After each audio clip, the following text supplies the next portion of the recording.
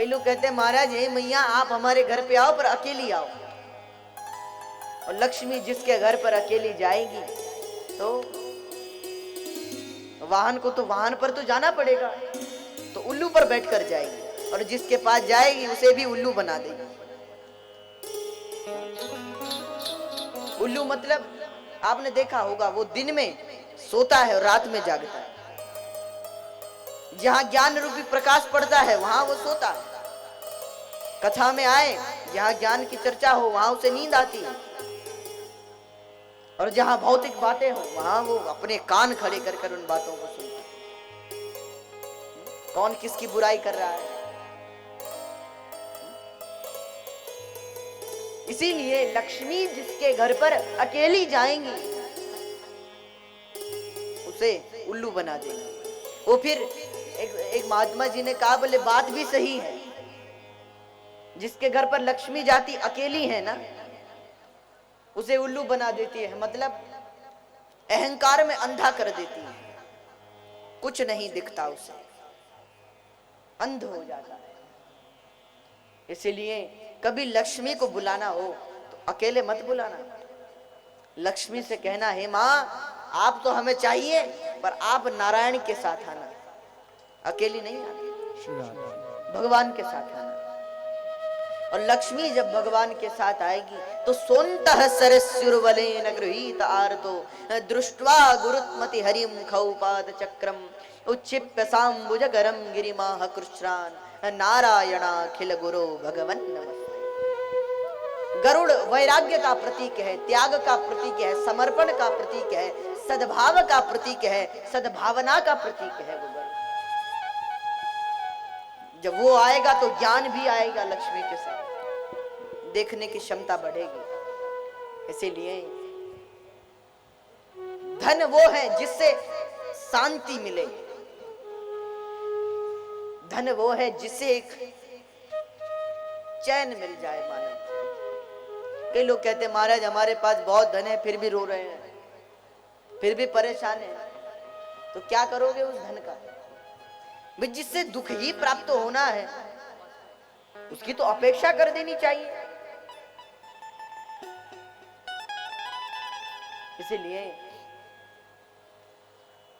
सकल भुवन मध्य निर्धनास्ते धन्या। जीवन में जितना हो सके संग्रह करो, पर ज्ञान का संग्रह करना चाहिए, भक्ति का संग्रह करो। ऐसी कल हम सब लोगों ने कथा चर्चा में श्रवण किया था। नारद जी महाराज सुन रहे हैं कथा, किससे? सनकादिक ऋषियों से। नारद जी ने जब प्रत्यक्ष प्रमाण देखा कि वेद वेदांत घोषैश्चः गीता पाठेन मुहुर्मुहु, जो ज्ञान वैराग्य वेद और वेदांत से नहीं जगे वो ज्ञान और वैराग्य केवल भगवान की भागवत कथा से जग गए। और हमने इस बात को कल भी कहा था, ज्ञान वैराग्य हम सब लोगों के अंदर है, आपके अंदर भी है, हमारे अंदर भी है, पर सब ज्ञान वैराग्य सोए हुए, उन्हें जगाना है। ज्ञान वैराग्य है, ऐसी बात नहीं कि ज्ञान वैराग्य ना हो, है, पर उन्हें जगाने की आवश्यकता है। वृद्धावस्था को प्राप्त हो गए हैं वो, इसलिए उन्हें तरुण कीजिए। आपने देखा होगा जब किसी व्यक्ति की मृत्यु होती है उसे शमशान में ले जाया जाता है, जो अगल बगल वाले जो लोग हैं जो ले जा रहे हैं वो क्या सोचते हैं? भाई आज सबको मर जाना है, सोचते हो कि नहीं? सब सोचते हैं ऐसा हो जाएगा वैसा हो जाएगा। संसार की भौतिक दृष्टि के बारे में सब अपने अपने नजरिए से सोच रहे हैं। कई चर्चाएं कर रहे हैं कि भाई संसार क्या है, ये भी एक दिन हमारे जैसा चलता फिरता था, आज नहीं रहा तो मृत्यु को प्राप्त हो गया। बहुत उस बात पर गौर करते हैं, पर जब वहां से घर आते हैं ना अपने और स्नान किया और उसके पश्चात जब घड़ी देखी तो याद आती, अरे तो फिर चिल्लाते, अरे जल्दी करो मुझे दुकान जाना है, दुकान खोलनी है। जितना ज्ञान वैराग्य वो सब बह जाता है। सब भूल जाता है वो। ज्ञान वैराग्य को धारण करो।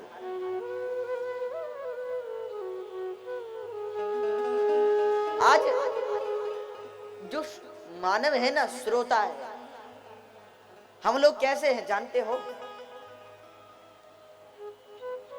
अगर किसी घड़े में छेद हो, कितना भी पानी उसमें भरो तो निकल जाता है, वो टिकता नहीं है उसमें।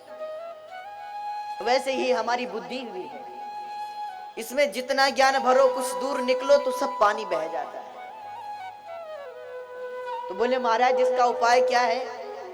कि भाई घड़ा सदैव भरा ही रहे, अब छेद तो बंद नहीं कर सकते उसका, पर वो ज्ञान बहे ना, एक जगह रहे। तो क्या करना चाहिए?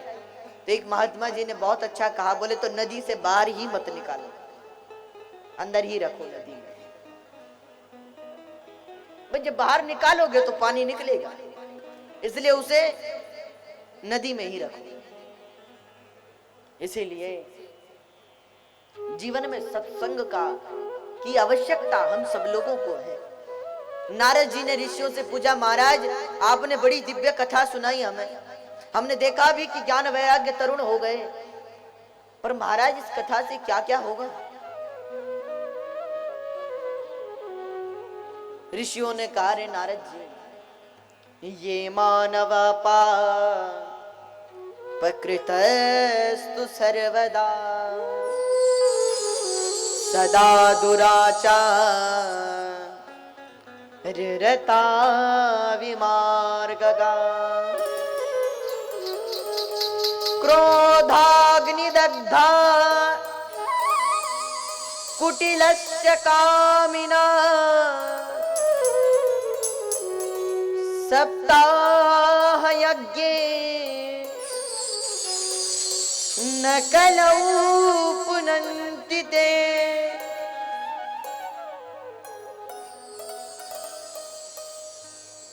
नारद जी महाराज से ऋषियों ने कहा, नारद जी अरे ये मानवा पाप कृतस्तु सर्वदा सदा दुराचार रता विमार्ग। जो मानव सदा दुराचार में रत रहे और एक घड़ी आधी में पुनियाद, एक घड़ी की आधी घड़ी, उससे भी आधी अगर कोई सत्संग कर ले तो उसका जीवन धन्य हो जाता है। इसीलिए महाराज इस कथा को जो सुन ले, वो पंचोग्र पापा शलछद्मकारिणा क्रूरा पिशाचा इव निर्दयाश्चै। बड़े बड़े पापी तर जाते महाराज। जिस व्यक्ति ने जीवन भर पाप किए हो और पाप करता करता मर जाए, मरने के बाद भी जिसे चैन ना आए और मरने के बाद भूत प्रेत बनकर सबको परेशान करे, अगर वो भी भगवान की कथा सुन ले तो वो भी तर जाता है। नारद जी ने कहा, अच्छा महाराज तो क्या प्रमाण है आपके पास? ऋषियों ने कहा, एक प्रमाण है। क्या? तो एक इतिहास सुनाया। नारद जी ध्यान से सुनिएगा, एक पुरातन इतिहास है, बहुत पुराना चरित्र है।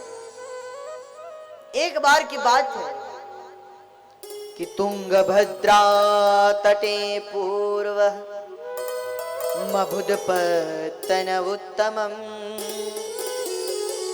यत्र वर्णास्वधर्मेण सत्य सत्कर्म तत्परा।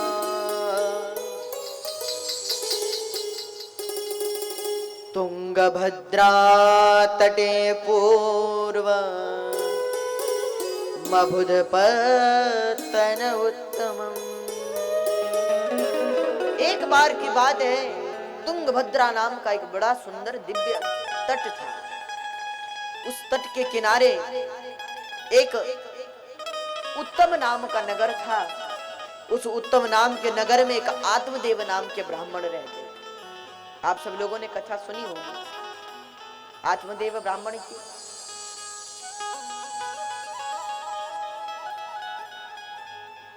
आत्मदेव केवल इसलिए हम आप लोगों से कहते हैं, जो आप सुनते हैं बड़े ध्यान से सुना कीजिए। ये आत्मदेव कौन है? हमने बहुत सुना कथाओं में कि आत्मदेव है, उसकी पत्नी धुंधली है, धुंधुकारी, ये सब बहुत सुन लिया। अब ये समझना होगा कि ये आत्मदेव है कौन। और आपको ये जानकर बड़ा आश्चर्य होगा कि ये जो आत्मदेव है ना, ये हम सब लोग हैं। ये जो आत्मदेव है ये हमारी आत्मा है। ये जो तुंगभद्रा नाम का तट है, ये संसार सागर है, ये संसार है, ये दुनिया है। इस दुनिया में, इस संसार में, जैसे बड़े बड़े महानगरों में छोटे छोटे गांव होते हैं, वैसे ही इस तुंगभद्रा नाम के तट में एक उत्तम नाम का नगर है। ये उत्तम नगर कौन है? ये मानव देह है, ये शरीर है। ये शरीर है यहाँ का नगर। इस नगर में एक ब्राह्मण देवता रहते हैं, उनका नाम है आत्मदेव। आत्मदेव पुरे तस्मिन सर्ववेद विशारद। और ये आत्मा, ये आत्मदेव कोई और नहीं, हमारी आत्मा है। इनकी पत्नी है धुंधुली, तर्क कुतर्क करती है। और तर्क कुतर्क करने वाली कौन है? बुद्धि। बहुत सोचती है क्या करना है क्या नहीं करना है। तर्क वितर्क करने वाली है ये बुद्धि, धुंधुली। ब्राह्मण देवता के पास सन्मति है, ठीक, संपत्ति भी है, पर संतति का अभाव है, घर पर पुत्र नहीं है, तो बड़े दुखी रहते हैं। इतने दुखी हैं, एक दिन मरने की इच्छा से घर का परित्याग कर कर जंगल को चल पड़े कि भाई ऐसे जीवन की अपेक्षा तो मर जाना अच्छा।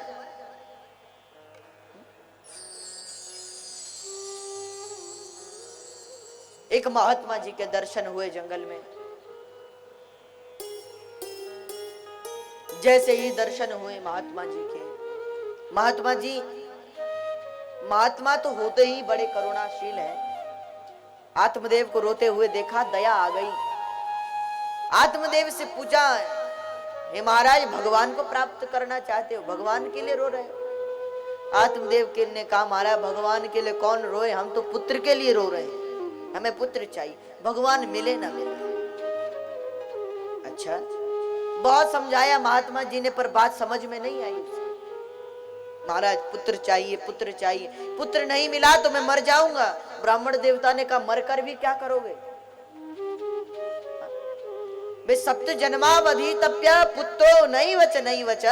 एक जन्म की बात हो तो मरो, तुम्हारे तो 7 जन्म तक कोई पुत्र नहीं होगा, ये तुम्हारे ललाट पर, भाग्य पर लिखा हुआ। आत्मदेव ने कहा, महाराज अब तो मैं नहीं जी सकूंगा, इससे अच्छा तो मर जाना अच्छा है। और आपने तो मेरा दुख 7 गुना और बढ़ा दिया है, 7 जन्म तक पुत्र नहीं होगा। महाराज अगर मैं मर गया तो मेरी ब्रह्म हत्या आपको लग जाएगी। अब महात्मा जी डर गए, तो भाई ये बड़े अच्छे फंस गए। हम समझाया पर नहीं माने आत्मदेव। तो महात्मा जी ने अपनी झोली से एक फल निकाला और फल आत्मदेव को देते हुए कहा, जाओ तुम्हें भी पुत्र होगा, इसे अपनी पत्नी को खिला दे। आत्मदेव ने संत महात्मा को प्रणाम किया, फल लेकर घर पर आ गए। आवाज लगाई, देवी। धुंधली भी बाहर आ गई, पर तर्क कुतर्क करने वाली है ना वो। आत्मदेव जी ने फल दिया, खा लेना। महात्मा जी ने कहा था खिला देना, पर यहाँ आत्मदेव अपनी पत्नी के हाथ में फल देकर गांव की ओर घूमने चल पड़े। अब पत्नी जी फल लेकर बैठ गई, अब इसे खाऊं या नहीं खाऊं, क्या करूं? इतने में एक पड़ोसिन थी बगल में, वो आ गई। उसने पूछा कि भाई धुंधली आज हल्ला नहीं हो रहा तुम्हारे घर में, बात क्या है? धुंधली बोली, बहन क्या बताऊं, आज मैं बड़ी परेशान। पतिदेव फल लाए, कहते पालो पुत्र होगा, क्या करूं? संत का आशीर्वाद है। पड़ोसिन बोली, अरे बहन संत का आशीर्वाद कभी व्यर्थ नहीं जाता, इसे पालो। इतना सुनते ही धुंधली बोली, अरे बहन एक बात बताओ, मैं फल खा लूंगी तो क्या दौड़ पाऊंगी? पड़ोसिन ने कहा, तुझे कौन सा रेस में भाग लेना है? धुंधली बोली, नहीं बहन बात वो नहीं है। तो बोले, बहन बात ये है कि अगर गांव में आग लग गई या डाकुओं ने हमला कर दिया तो सब भाग जाएंगे, हम यहीं मर जाएंगे। पड़ोसी ने कहा ऐसा अशुभ क्यों बोलती हो? अरे ऐसा कुछ नहीं होगा, तुम फल खा लो। चलो बहन ये ना हो, पर मेरा घर का काम कौन करेगा? पड़ोसिन बोली इसलिए तो ननद होती है भाई, इसीलिए तो ननद होती है। जब बालक गर्भ में आए तो 6 महीने पहले ही बुलाकर खूब काम कराओ उससे। इतना सुनते ही धुंधली बोली अरे बहन क्या बताऊं उसे, वो तो बड़ी चोर है। अपनी ननद को कहा वो तो बड़ी चोर है, वो तो मेरा घर लूट कर खा जाएगी, उसे यहां बुला लिया। बहन मेरा मानना तो ये है कि लालने पालने दुखम प्रसूता याश्च वर्तते वंध्या या विधवा नारी सुखिनी चेतनी। दुनिया में केवल 2 ही लोग खुश हैं, या तो जिनके कभी पुत्र नहीं होते और या जिनके पति मर जाते हैं। पड़ोसिन ने कहा बहन फल पाना हो तो पा लेना, नहीं पाना हो तो हमें छोड़ दो। वो चल पड़ी। सायं काल में पतिदेव आए, देवी फल पा लिया? हाँ। भुक्तम चेत तयरितम, हाँ महाराज फल पा लिया। और धुंधली ने वो फल छुपा दिया। अगले दिन आत्मदेव जी फिर निकल गए, इधर धुंधली की बहन आ गई। अब धुंधली की बहन ने कहा दीदी बड़ी कमजोर लग रहे हो, बात क्या है? तो धुंधली ने सारी कथा सुना दी, सारी व्यथा सुना दी। धुंधली की बहन ने कहा बोले दीदी फल मत खाना। क्यों बहन? बोले ना जाने किस महात्मा ने जादू टोना कर कर दिया हो, दीदी को कुछ हो जाए तो हम कैसे जिएंगे? तो अरे बोले तुम्हारी गौ माता को भी तो कोई बछड़ा नहीं हो रहा, ऐसा करो परीक्षण के लिए ये फल गाय को खिला दो। और तो हमारा क्या होगा? तो बोले हमारे गर्भ में जो संतान है वो हम तुम्हें दे देंगे। पर एक गड़बड़ है बहन। क्या? कहीं मेरे पति कुछ कहें तो? अरे बोले उनका मुख बंद करने के लिए उन्हें कुछ धन दे देंगे। धुंधली ने कहा हाँ ये ठीक है। दोनों बहनों ने मिलकर फल गाय को खिला दिया और धुंधली नाटक करने लगी। पतिदेव से कह दिया बालक गर्भ में आ गया है। कुछ महीनों पश्चात एक दिन धुंधली की बहन जो थी उसको एक पुत्र हुआ। आत्मदेव जी कहीं दूसरे गांव गए हुए थे। इधर धुंधली की बहन ने अपना पुत्र अपने पतिदेव के पास सौंपा और कहा जाओ इसे मेरी दीदी को दे आओ। तो उसका पति जाकर धुंधली को बालक दे आया। धुंधली ने बहुत सा धन दे दिया उसे। अब तो आत्मदेव जी को पता चल गया कि हमारे भी पुत्र हुआ है, तो बड़े आनंद के साथ उत्सव मनाने लगे। वाचयित्वा स्वस्तेनम जात कर्मात्मजस्य वै कारयामास विधिवत पितृदेवार्चनम तथा। बड़े बड़े पितृ देवताओं को, बड़े बड़े महापुरुषों की पूजा होने लगी, स्वस्ति वाचन किया गया, ब्राह्मणों का सत्कार हुआ। बड़े आनंद के साथ पुत्र जन्म का उत्सव मनाया। इधर 3 महीने हुए कि जो गाय को फल खिलाया था तो उस फल के प्रसाद से गाय को भी एक बालक हुआ। त्रिमासे निर्गते चाथ साधेनु सुसुवेर्भक सर्वांग सुंदरम दिव्यम निर्मल कनक प्रभम। 3 महीने पश्चात गौ माता को भी एक बालक हुआ। तब तो आत्मदेव की खुशी का ठिकाना न रहा कि पहले एक भी पुत्र नहीं, अब संत आशीर्वाद से 2-2 पुत्र हैं। बड़े प्रसन्न हुए आत्मदेव। बहुत सा उत्सव मनाया गया। वो बालक धीरे धीरे बड़ा होने लगा। वो बालक और तो मानव जैसा था, बस उसके कान गाय के समान बड़े बड़े। दोनों बालक धीरे धीरे बड़े होने लगे। दोनों पले बड़े, दोनों एक ही घर में, दोनों के माता पिता भी एक, फिर भी अंतर कितना हो गया। गोकर्णो पंडितो ज्ञानी धुंधुकारी महाखला। गोकर्ण जी के लिए कहते हैं पंडितो ज्ञानी। दोनों बालक विख्यात हुए समाज में, धुंधुकारी भी और गोकर्ण जी भी। पर ज्यादा विख्यात कौन हुआ? गौकर्ण की धुंधुकारी। अगर आप लोगों से पूछा जाए तो क्या कहेंगे आप लोग? ज्यादा विख्यात कौन हुआ? गौकर्ण की धुंधुकारी ज्यादा विख्यात धुंधुकारी हुआ। गौकर्ण जी को जाने ना जाने पर धुंधुकारी सब जानते हैं। सुखदेव जी यहाँ तो केवल सनकादिक ऋषि कहते हैं पंडितों और ज्ञानी, पंडित हैं, विद्वान हैं, बहुत ज्ञानी हैं, पर लेकिन धुंधुकारी एक ही शब्द कहा। सनत कुमारों ने कहा भाई इसके लिए हमारे पास कोई शब्द नहीं, इसलिए कहा महाखला। एक खल है पर ये खल नहीं, ये महाखल है। दोनों बालक विख्यात हुए। गौकर्ण जी जहां जाते सब चरणों में पड़ते और धुंधुकारी जहां से निकलता सब ताले लगाकर भाग जाते।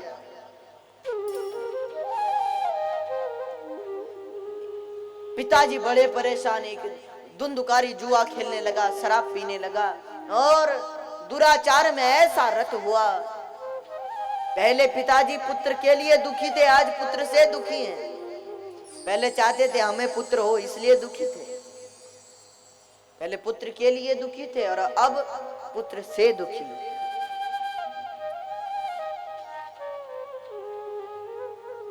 एक दिन पिताजी रोने लगे। आत्मदेव जी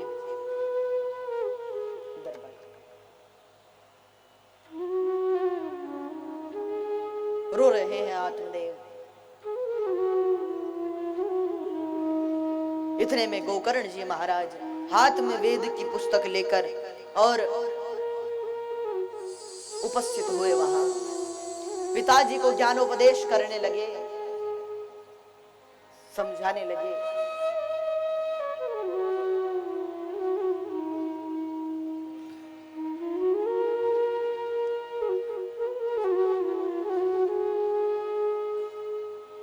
उपदेश करते हुए पिताजी से कहते हैं, पिताजी न चेन्द्रस्य सुखम किंचिन न सुखम चक्रवर्तिना सुखमस्ति विरक्तस्य मुने एकांत जीवना। कौन है जीवन में सुखी? अगर आप लोगों से पूछा जाए सुखी हो तो क्या कहोगे? आप लोग सुखी हैं? कोई सुखी नहीं। लोगों के सामने तो कहना पड़ता है हाँ सुखी। कहते हैं एक बार एक सड़क पर बैठा हुआ व्यक्ति, किसी ने, एक महात्मा जी ने उससे पूछा क्या सुखी हो? बोला नहीं महाराज हम सुखी कहाँ, वो जो गाड़ियों में घूम रहे वो सुखी है। महात्मा जी ने उससे पूछा कि भाई सेठ जी आप सुखी हो? अरे बोले महाराज हम कहाँ, राजा को वो टैक्स देना पड़ता है, राजा सुखी है। राजा से पूछा राजन क्या तुम सुखी हो? राजा ने कहा नहीं महाराज हम सुखी नहीं। तो बोले महाराजा सुखी है। महाराजा से पूछा महाराज आप सुखी? अरे बोले हम किस बात के सुखी? हर समय प्रजा पर ही ध्यान देना पड़ता है। अरे सुखी तो इंद्र है, स्वर्ग का राजा है। महात्मा जी ने इंद्र देवता से पूछा महाराज आप सुखी हो? इंद्र ने कहा हम किस बात के सुखी? 2 दिन भी कुर्सी पर नहीं बैठ पाते कि इतने में वो असुर आ जाते हैं, तो कुर्सी से भागना पड़ता है। फिर आधा जीवन तो भागते भागते कट गया। तो महाराज कौन सुखी? अरे बोले सुखी तो ब्रह्मा जी। क्यों? अरे बोले उन्हें कुछ करना तो पड़ता नहीं है, सबकी किस्मत लिखे, किसी का कुछ लिखे किसी का कुछ लिखे, वो सुखी है। एक महात्मा जी ने ब्रह्मा जी से पूछा महाराज आपकी नौकरी तो बड़ी अच्छी, बैठे बैठे वह लिखना ही है, कभी किसी की किस्मत लिख दी कभी किसी की लिख दी, आप तो बड़े प्रसन्न होंगे। ब्रह्मा ने कहा हम सबसे ज्यादा दुखी हैं, जितनों के पास घूम कर आ रहे हो ना महाराज उन सबसे दुखी हम हैं। महात्मा जी ने पूछा क्यों दुखी हो? तो ब्रह्मा जी ने कहा हमें छुट्टी नहीं मिलती। औरों की तो संडे को छुट्टी हो जाए, या जो संस्कृत से मानने वाले हैं उनको अष्टमी या प्रतिपदा को छुट्टी होती है। हमारी ना अष्टमी आई, ना प्रतिपदा और ना संडे आया कभी। सदैव ड्यूटी करनी पड़ती है, हम बड़े दुखी। तो महात्मा जी ने कहा भाई छुट्टी मांगा करो, एप्लीकेशन लेटर लिखा करो भगवान को कि भाई छुट्टी चाहिए इतने दिन की। ब्रह्मा जी ने कहा लिखा था पर छुट्टी ही हो गई थी तब। कैसे महाराज? कहते एक बार ब्रह्मा जी को अहंकार हुआ। ब्रह्मा जी ने सोचा कि भाई जब हम बनाएंगे तभी तो भगवान उसका पालन करेंगे और शिव जी संहार करेंगे। अगर हम सृष्टि करना बंद कर दें, बनाना बंद कर दें तो ये और तो बेफालतू में पड़े रहेंगे। इसका मतलब सबसे बड़े कौन है? ब्रह्मा जी, हम सबसे बड़े हैं। पर ब्रह्मा ने सोचा हम बड़े तो हैं पर हमारी चलती नहीं है ज्यादा, चलती तो विष्णु की बहुत ज्यादा है। हाँ, ब्रह्मा जी के दिमाग में एक बात आई कि अगर हम ऐसा करें कि भगवान हम नौकरी से इस्तीफा देना चाहते हैं, तो भगवान तुरंत चरणों में पड़ेंगे, ब्रह्मा जी आप इस्तीफा मत दो, आपके बिना काम नहीं चलेगा। तो हमारे चरणों में पड़ेंगे तो थोड़ा इज्जत बनेगी। इसलिए ब्रह्मा जी ने तुरंत एक लेटर लिखा और भगवान के पास पहुंच गए, रिजाइन लेटर लेकर। भगवान से कहा प्रभु लो। भगवान ने कहा क्या? अरे बोले ये हमारा रिजाइन पेपर है। अच्छा, तो क्यों रिजाइन करना चाहते हो? अरे महाराज दुखी हो गए नौकरी कर कर, अब नहीं करनी, छोड़ो। इतना सुनते ही भगवान ने कहा तो ठीक है, पेपर लिया रख दिया। ब्रह्मा ने सोचा लगता है अभी घमंड में है, 2-3 दिन जब काम नहीं चलेगा, फैक्ट्री बंद हो जाएगी तो खुद हमारे घर पे आएंगे कि महाराज आप नौकरी मत छोड़ो, फिर से